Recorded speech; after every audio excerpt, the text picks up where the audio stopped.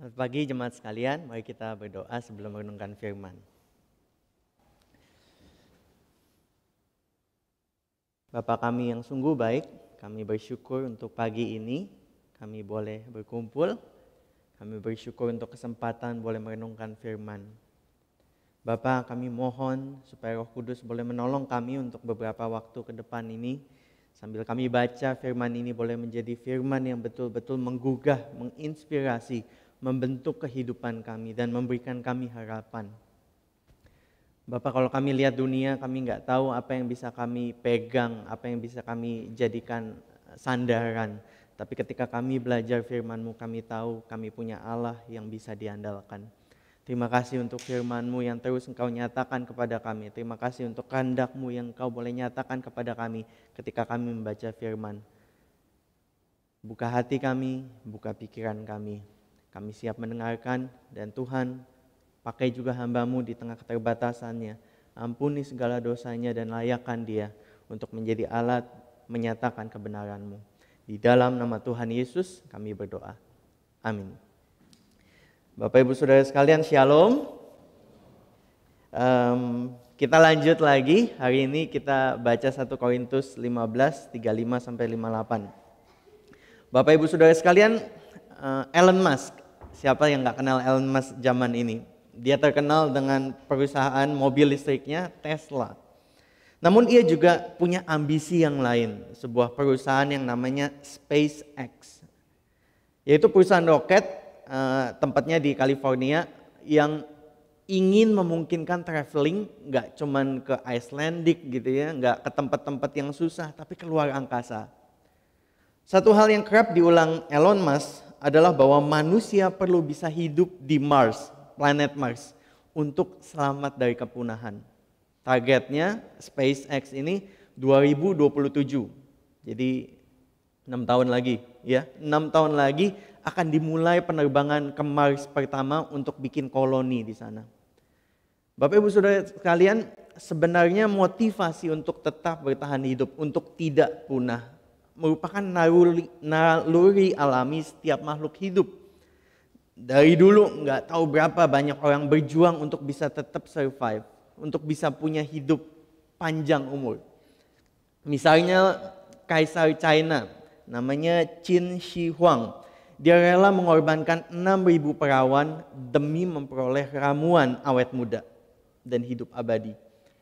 Naas karena akhirnya ia mati menegak cairan merkuri yang diajukan oleh juru ramuannya di kerajaan.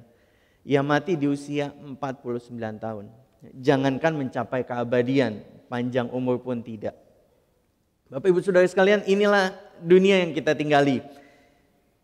Di mana hidup bagaikan uap. Sebentar kita lihat terus lenyap.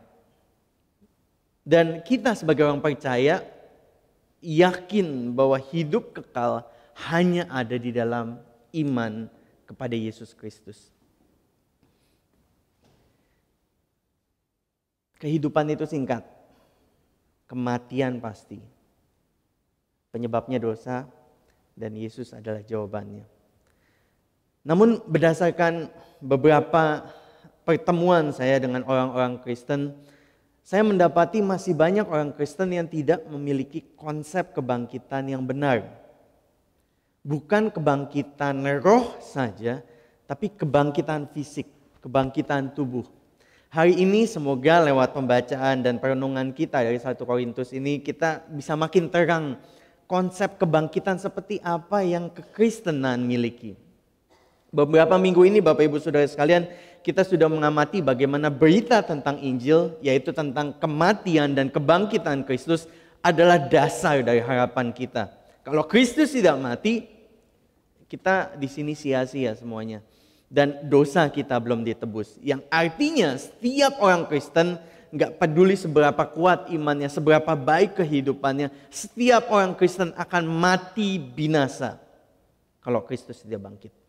Tapi faktanya berbicara sebaliknya. Beberapa minggu ini kita sudah lihat bagaimana Kristus sungguh bangkit.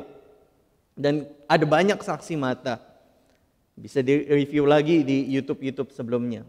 Nah, sekarang Bapak Ibu Saudara sekalian, Paulus mencoba membela iman Kristen terhadap serangan konteks budaya waktu itu. Paham yang ada adalah paham gnostik atau dualisme. Bahwa tubuh itu jahat dan roh itu baik.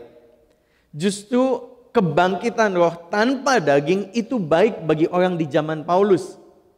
Ini Paulus malah mengkampanyekan kebangkitan yang berlawanan dengan pemahaman orang Yunani. Kan orang jadi bingung.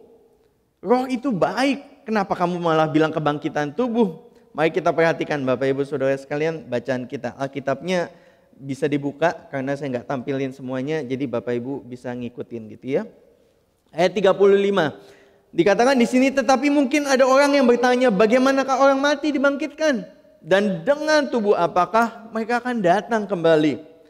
Orang-orang Yunani sejaman Paulus berpikir bahwa sama tubuh ini fana, rentan kerusakan.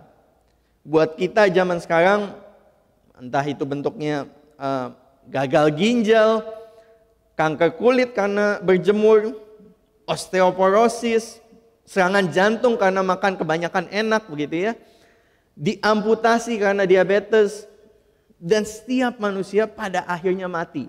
Bagaimana kondisi mati? Membusuk dengan bau menyengat. Ini bayangan orang. Orang mati ya seperti itu. Tubuh fana ya terbatas, rapuh. Tertawalah mereka terhadap gagasan kebangkitan tubuh. Bagaimana orang mati dibangkitkan? Bangun gitu, bolong-bolong dagingnya, ada belatung di mana-mana. Tubuh kebangkitan seperti apa yang Paulus mau bilang? Paulus mencoba menjelaskannya.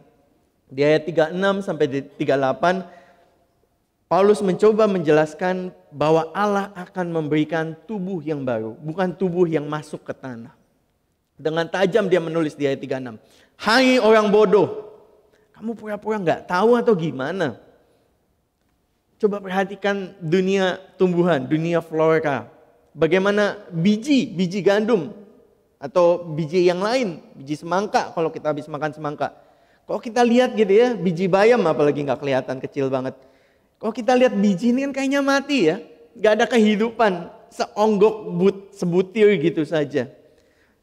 Tetapi yang mati itu ketika ditabur, ketika ditanam akan dihidupkan, akan ditumbuhkan saat Allah memberikan tubuhnya sendiri. Kadang kalau merhatiin tanaman kita nggak habis pikir bagaimana dari benih yang sekecil itu bisa jadi pohon yang besar sekali. Padahal kecil awalnya. Itu yang Allah akan kerjakan. Demikian pula Allah akan memberikan manusia yang mati suatu tubuh seperti yang dikendakinya. Tubuh yang berbeda dari tubuh yang ditanam. Tubuh yang berbeda dari tubuh yang kalau benih ditabur. Yang ditabur sama yang tumbuh beda. Contoh lain ayat 39-41. Dari dunia hewan, flora. Tidak semua daging sama. Ada daging binatang, ada daging burung, ada daging ikan. Ini daging beda-beda semuanya. Contoh lainnya, kalau kita lihat ke langit, ada matahari. Punya kemuliaan yang berbeda dengan bulan. Punya kemuliaan yang berbeda dari bintang yang satu dan bintang yang lain. Nah, Bapak Ibu Saudara sekalian, ketika Paulus menjelaskan perbandingan ini, bagus kita untuk mengerti konsep pemahaman orang Yahudi pada waktu itu. Buat orang Yahudi pada zaman itu, melihat alam semesta itu dibagi menjadi 4. Dan semua yang di atas, semua yang di langit, itu disebut langit atau heaven atau surga. Jadi itu sama Bapak Ibu Saudara sekalian. Ketika dia lihat matahari, bintang, dan yang paling atas itu tempat Allah bersemayam. Itu langit, itu heaven, itu surga. Jadi Paulus bilang ada di bumi binatang-binatang kayak gini, dagingnya beda-beda. Kalau kita lihat heaven, kalau kita lihat surga, ada bintang, ada matahari, dan semuanya punya kemuliaan yang berbeda-beda. Apa yang Paulus mau maksudkan dari perbandingan ini? Pertama dia bilang semua punya embodiment, keberadaan, perwujudan. Daging, binatang eksis punya daging. Matahari, bulan eksis punya bendanya, kemuliaannya sendiri. Itu yang pertama, bahwa keberadaan itu penting, wujud penting. Nggak bisa cuma roh doang gitu ya, harus ada fisiknya. Dan yang kedua, perbedaan antara daging di bumi nyata, demikian pula dengan perbedaan kemuliaan di surga. Dan dalam bentuk kiastik, ini pola penulisan zaman itu, kita bisa lihat intinya di tengah. Tubuh surgawi, kemuliaan surgawi berbeda dengan tubuh jasmani yang di daging. Ikan, binatang itu punya kemuliaan yang berbeda, daging kualitas yang berbeda dengan kemuliaan yang ada di atas di surga. Perbedaannya seperti apa? 42 sampai 44 menjelaskan. Ditaburkan dalam kebinasaan, dibangkitkan dalam ketidakbinasaan. Tubuh yang kita miliki ini satu hari nanti mati, akan terurai, hancur. Tetapi tubuh yang dibangkitkan akan jadi tubuh yang tidak lagi rusak, yang tidak lagi tua. Ditaburkan dalam kehinaan, ditaburkan dalam kehinaan, dibangkitkan dalam kemuliaan. Tubuh ini enggak jahat pada dasarnya, hakikatnya. Tapi tidak dimulia karena yaitu lemah, nanti rusak, nanti busuk. Tetapi tubuh yang baru yang akan diberikan oleh Allah tidak akan memiliki kelemahan. Filipi 3 ayat 21 mengatakan Tuhan Yesus akan mengubahkan tubuh kita yang hina ini sehingga serupa dengan tubuhnya yang mulia. Jadi tubuh kita yang nanti kita dapat itu akan seperti tubuh Tuhan Yesus. Ditaburkan dalam kelemahan, dibangkitkan dalam kekuatan. Kelemahan yang tadi saya sudah sebutkan, kena pisau, luka waktu masak, lemah, jatuh, tulang patah. Tapi nanti tubuh yang baru adalah tubuh yang kekuatan, yang terus kuat, senantiasa kuat. Ditaburkan dalam tubuh alamiah, dibangkitkan dalam tubuh rohaniah. Keduanya sama-sama tubuh fisik. Tapi yang membedakan adalah yang menggerakkan. Yang pertama digerakkan oleh soul atau jiwa kita, tapi yang kedua digerakkan oleh roh Allah sendiri. Roma 8 ayat 10 dan 11 mengatakan, tetapi jika Kristus ada di dalam kamu, maka tubuh memang mati karena dosa, tubuh kita yang sekarang. Tetapi roh adalah kehidupan oleh karena kebenaran. Dan jika roh Dia yang telah membangkitkan Yesus dari antara orang mati diam di dalam kamu, maka Ia yang telah membangkitkan Kristus dari antara orang mati akan menghidupkan juga tubuhmu yang fana itu oleh rohnya yang diam di dalam kamu. Yang satu digerakkan oleh soul saja jiwa kita, yang satu akan digerakkan oleh roh Allah yang menghidupkan Yesus Kristus. Ilustrasinya seperti apa? 45 sampai 47.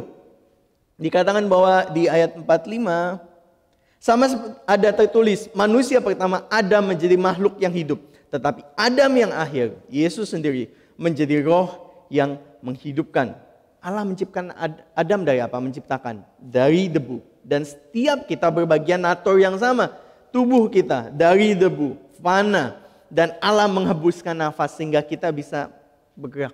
Kita punya kehidupan. Sedangkan Kristus sebagai Adam yang terakhir akan memberikan kepada kita tubuh rohaniah. Tubuh yang tidak binasa. Tubuh yang sama seperti yang Dia miliki.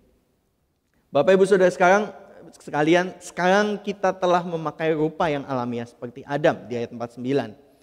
Tapi kelak kita akan memakai rupa dari yang surgawi. Allah sudah punya model yang baru ini. Tubuh yang baru ini modelnya sudah ada. Tinggal nunggu grand launchingnya aja. Yaitu waktu Tuhan Yesus datang kedua kalinya. Soft launchingnya udah dimulai 2000 tahun yang lalu. Ketika banyak saksi melihat Yesus setelah kebangkitannya. Itu tubuh kebangkitannya. Soft launching. Grand launchingnya kita tunggu tanggal mainnya waktu Tuhan Yesus datang. Jadi Bapak Ibu Saudara sekalian, waktu mendengar bagian ini ada yang kaget nggak?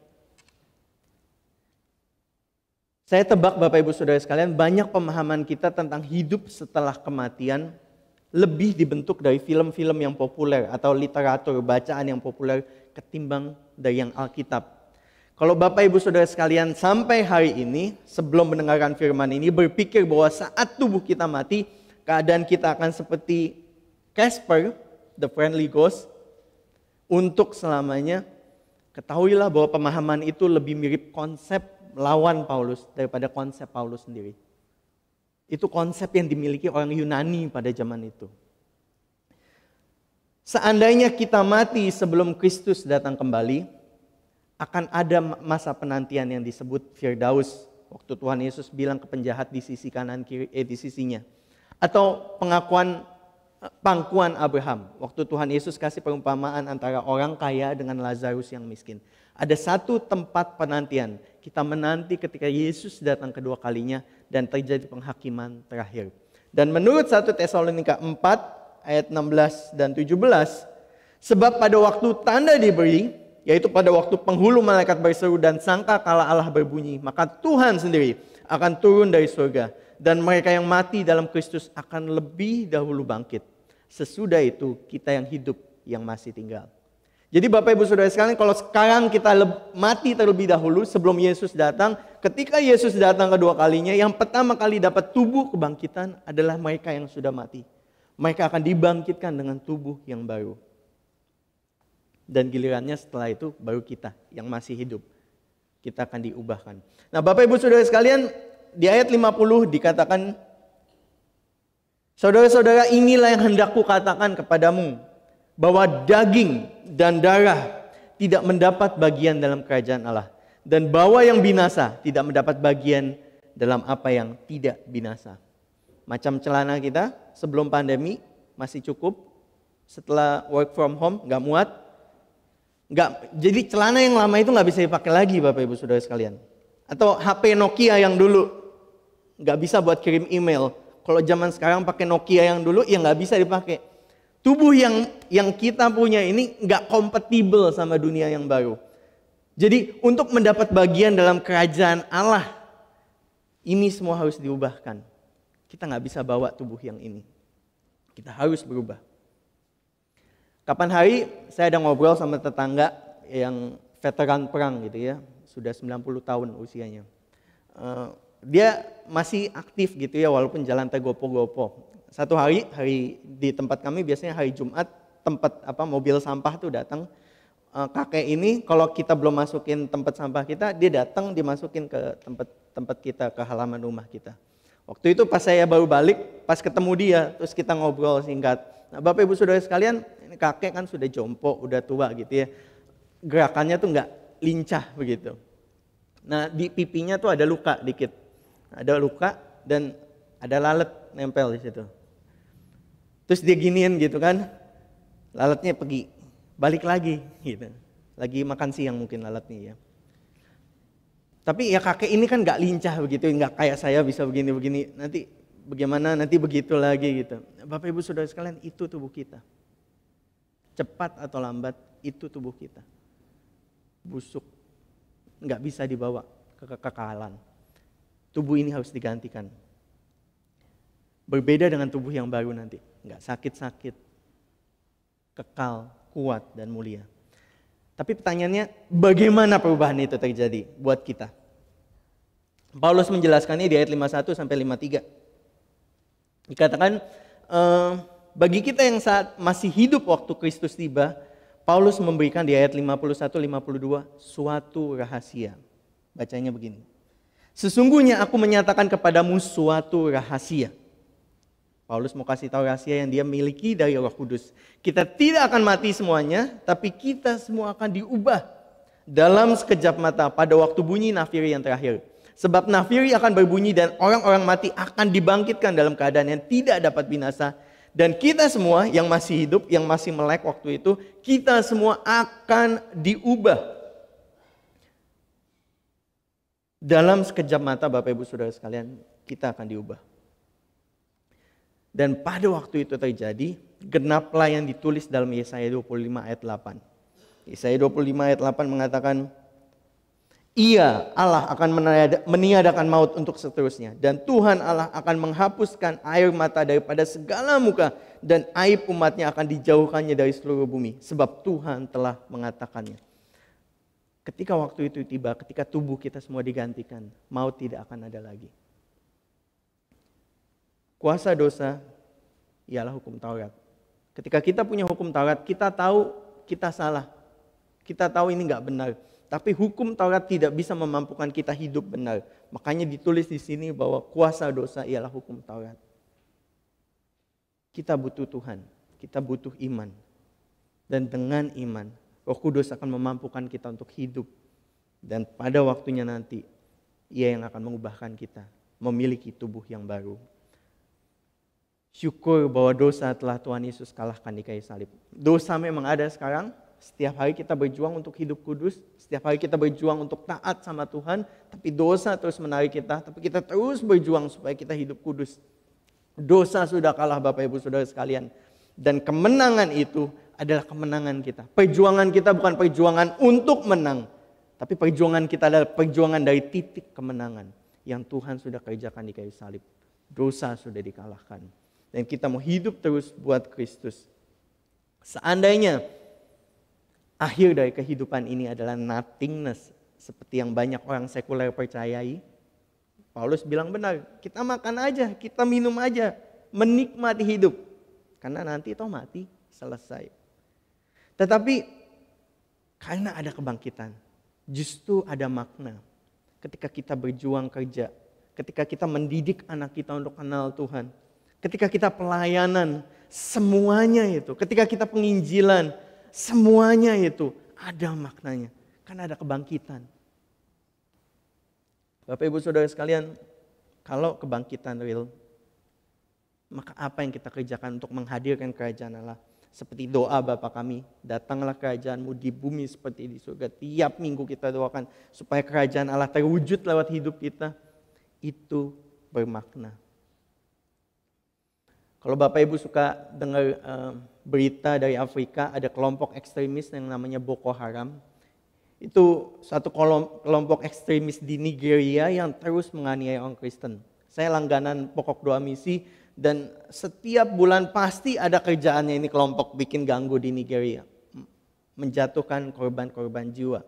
Ada satu kisah yang menggugah hati tentang seorang pendeta yang berhasil kabur dari desanya ketika Boko Haram datang. Tapi kemudian ternyata dia sadar ada satu sister, satu jemaat, satu saudari perempuan yang tertinggal di desa itu. Jadi pendeta itu balik ke desa ini untuk jemput sister ini, saudara perempuan ini, saudara Kristen ini. Ketika dia balik, telat, terjebak, dan akhirnya pendeta ini dibawa dengan beberapa orang Kristen yang tertinggal di desa ini. Dibawa, diciduk sama Boko Haram. Menurut saksi mata, pendeta ini berdoa dan menaikkan puji-pujian terus-menerus sampai sebelum Algojo bertanya terakhir kepada pendetanya. Apakah ia masih memilih Tuhan Yesus? Pendeta tersebut memandang ke atas dan berkata kepada Algojo yang bertanya dia, "Tell my family I died well. Tell my family I died well."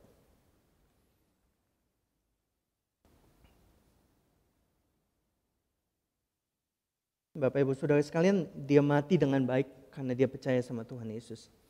Dan dalam kekristenan kita percaya bahwa kematian hanyalah pintu untuk menyambut kekekalan. Kematian bukanlah akhir. Kematian mungkin bukan topik yang membawa sukacita. Namun firman Tuhan memberikan janji dan harapan bahwa kematian bukan akhir.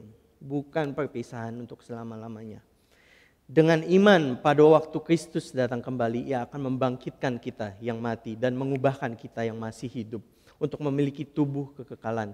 Dan kita akan berbagian dalam fellowship, dalam persekutuan dengan saudara seiman dan dengan Allah untuk selama-lamanya.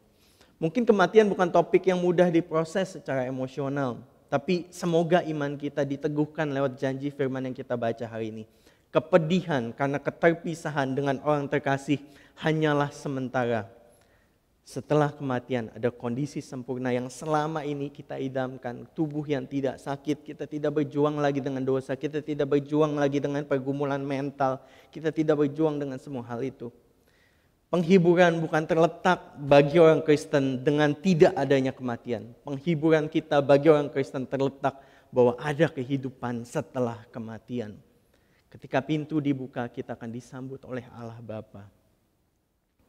Karena jaminan dan harapan ini, marilah kita terus berupaya menjadi pasangan yang mengasihi satu sama lain. Menjadi orang tua yang menjadi teladan bagi anak-anak. Menjadi pekerja yang berintegritas. Menjadi sahabat yang empati, yang peduli. Menjadi orang-orang percaya yang berpegang teguh. Dan terus menyatakan kabar sukacita, kabar gembira ini bagi setiap orang. Bagaimana Tuhan akan memakai doa kita, karya seni kita, kasih kita, tulisan kita, tindakan politik kita, musik kita, pengajaran kita, seluruh keberadaan kita untuk dibawa ke masa yang baru itu, kita nggak punya bayangan bagaimana cara kerjanya. Tapi satu hal yang pasti, apa yang kita kerjakan di bumi ini ada artinya, ada maknanya. Seperti yang ditulis di sini, persekutuan dengan Tuhan. Dalam persekutuan dengan Tuhan, jerih payahmu tidak sia-sia. Jadi Bapak Ibu Saudara sekalian, mari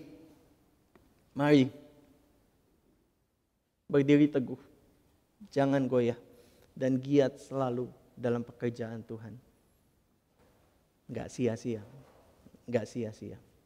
Mari kita berdoa. Bapak, kami bersyukur karena kami punya iman, dan karena iman ini kami menyadari, meyakini bahwa kematian bukan akhir dari kehidupan kami. Engkau sudah menyiapkan satu rencana yang indah, rencana bagi setiap orang yang percaya kepada Engkau. Atas dasar ini Bapak, kami berdoa supaya Engkau boleh terus meneguhkan iman kami, dan kami boleh terus giat berjuang di dalam Tuhan. Karena setiap hal yang kami kerjakan di dalam Tuhan, setiap perjuangan kami melawan dosa, setiap pengorbanan kami yang kami kerjakan demi Tuhan, demi keluarga Tuhan, demi sesama kami, enggak sia-sia. Ada artinya.